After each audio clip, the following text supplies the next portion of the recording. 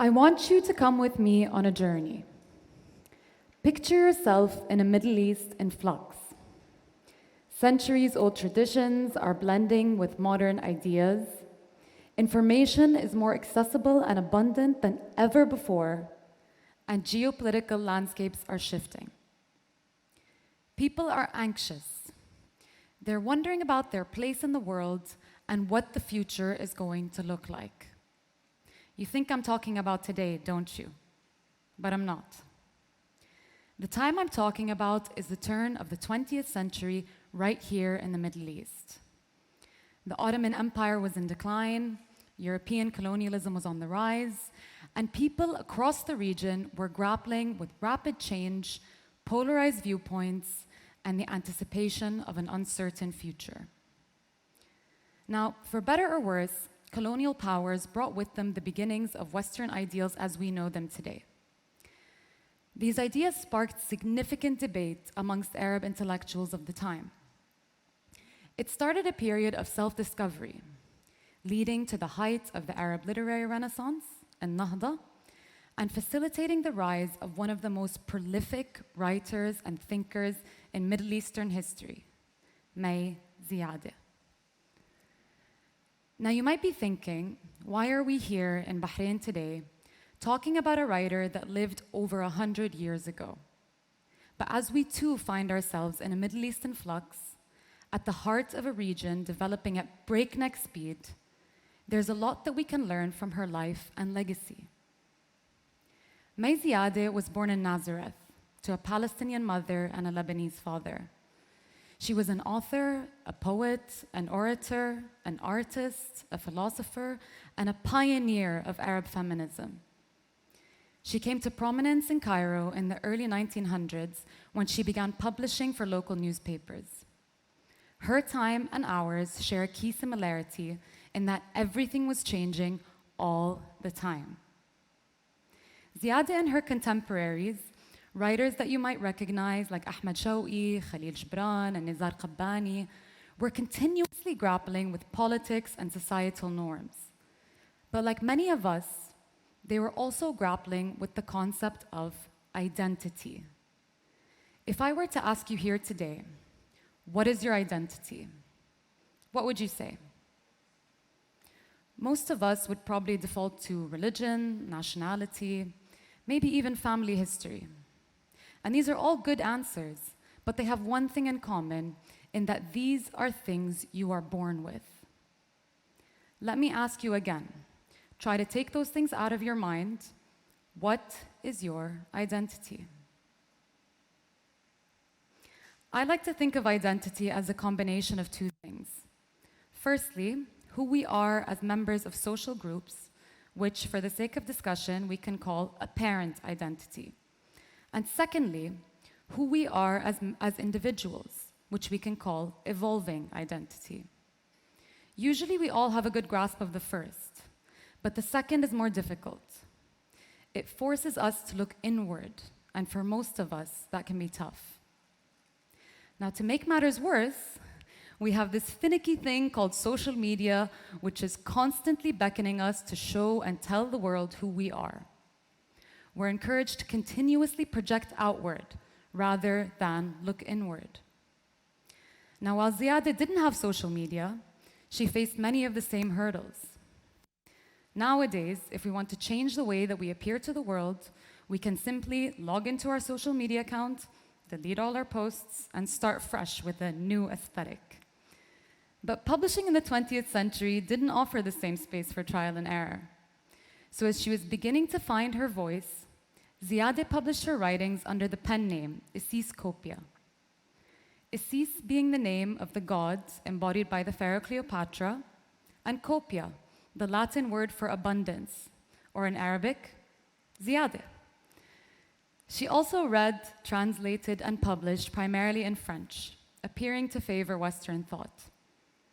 Now, I know we have a variety of ages represented here today, but I think it's fair to say that as we go through life, we often reach a point. It's somewhere at the end of childhood and the beginning of adulthood where we think that we have it all figured out, right? The Parents are wrong, we're right, they're old-fashioned, and we're modern. An internal conflict begins where the evolving identity starts to overshadow the apparent identity. Well, Escopia is in some ways a representation of this phase for Ziyadeh. But a very important shift happens when she begins working in Cairo. As she engaged with her contemporaries in the debates of Western and Eastern modes of thought, she formed a deep curiosity about the world around her, and in turn, about herself. Although she was born a Christian, she began studying the Quran, Islamic philosophy, Arabic calligraphy, and the Arabic language.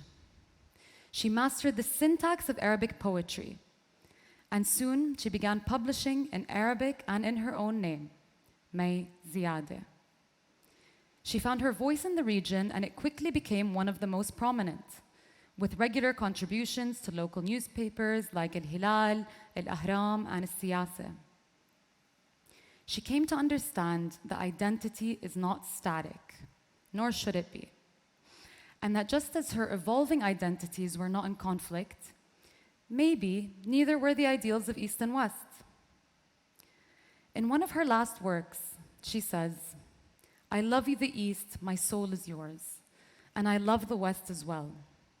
I love humanity and its true meaning. I have compassion for its pain and its mistakes."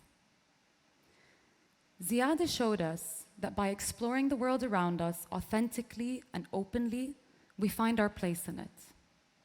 We shouldn't fear what we don't understand, but analyze it to the core, and we may be surprised at the similarities we find. Now, when I began writing this talk, I discussed the topic with a lot of my friends and family.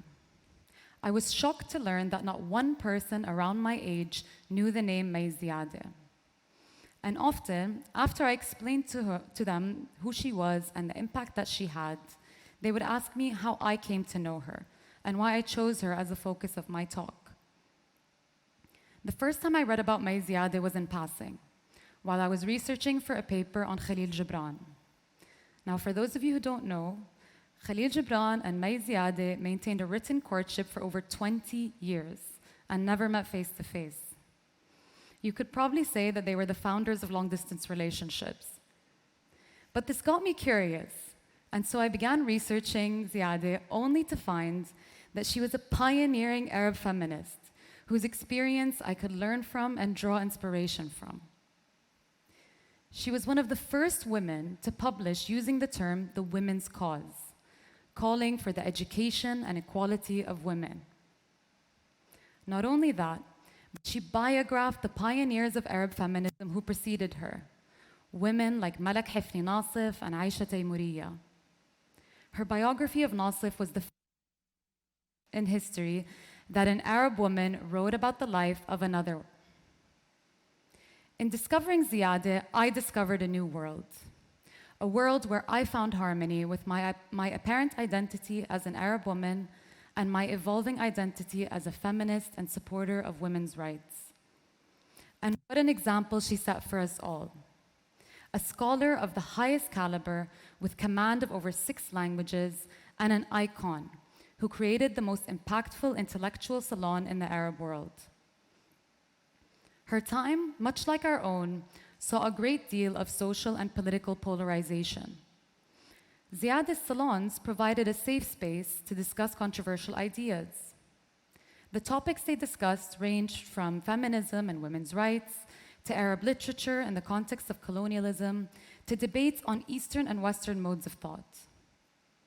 And these gatherings played a crucial role in fostering intellectual exchange. "Words are the windows of the soul," she wrote. "They open new worlds for us and transport us to the depths of emotion and thought." Writers and intellectuals of the time, like Taha Hussein, Amin Rihani, and Khalil Gibran, regarded her as a figure who bridged cultural divides. Rather than letting differing viewpoints create division, she fostered understanding through dialogue and discourse. Nowadays, technology gives us greater accessibility to ideas and information than Ziyadeh and her contemporaries ever had. But the way we process information has changed. Between 30-second TikToks, daily news clippings, and WhatsApp threads, we live in an environment that favors brevity over nuance and sensationalism over sense. We are sharing and processing overwhelming volumes of information, but truly understanding very little. As Hanan Ganesh puts it in his recent piece for the Financial Times, quote, "We have seen an expansion in cognitive training without a commensurate increase in that unteachable trait known as our judgment." Ziyadeh also lived in complex times, but she rejected sensationalism in favor of understanding. When thinkers came together for May's illustrious salons, they came with a wealth of ideas and open minds to match. Now, I know we can't all convene the greatest writers and thinkers of our time around our living room once a week, but we can certainly strive to live curiously and foster understanding between ourselves and others. There's so much that we can learn from the life and legacy of May Ziyadeh, and we've only just scratched the surface here today. We don't often look to our past to inform our future, thinking that modernity exists in isolation. But the funny thing about modernity is that everyone's been through it at some point. And when we look back, we find that not only did this region have its fair share of trailblazing women, but that we have a lot to learn from their experience as individuals, working to make sense of the world around them. Embracing change will always be important, but understanding and nuance are vital. What Ziyadeh showed us is that although circumstances may differ, the path of lived experience is often more similar than we think. We are often more similar than we think. As we navigate a world that encourages us to think less and react more, value virtual impressions over human interactions, and identify ourselves in extremes, we should do as Ziyadeh did and have the courage to look inward before projecting outward. In her last years, Ziyadeh wrote her dying wish. She said, "I hope that after my death, someone will do justice to me and extract from my writings the truthfulness and sincerity it contains. Over 100 years later, I hope we can say that we fulfilled that wish." Of all the lessons that I've drawn from Ziyadeh over the years, perhaps the most important one is to always have hope. In navigating dark or uncertain times, she wrote, "Hope is the most beautiful thing a person possesses. It illuminates the path of life. It is a light that illuminates the path of life." As we honor her legacy here today, I hope that in her example, we can all strive to live authentically, think curiously, and remain hopeful of a bright future in the making. Thank you. Thank you.